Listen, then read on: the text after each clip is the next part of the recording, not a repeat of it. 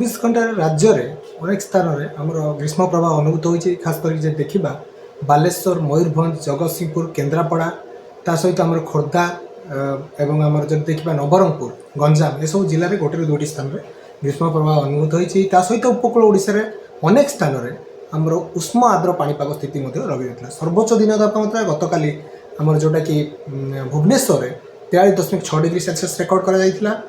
पाखापाखि 32 सहर में तापमात्रा 40 डिग्री कि अधिक रेकर्ड कर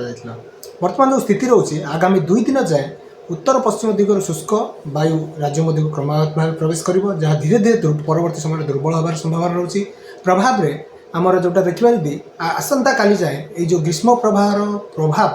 रहिबो एवं तापर धीरे धीरे परवर्ती 3 दिन मध्य दिन तापमात्रा आमर 2 ରୁ 3 डिग्री जाए अनेक स्थान में कमिवा सहित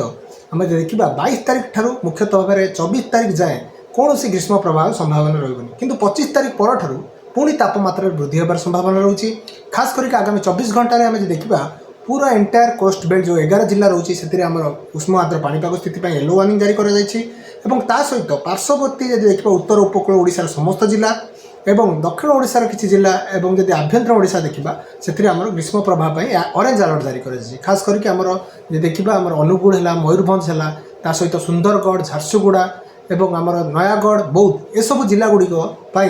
आमर सीवियर हिट वेव आम जो रोचे से ऑरेंज अलर्ट जारी कर आसंता काली किसी जिले में आमर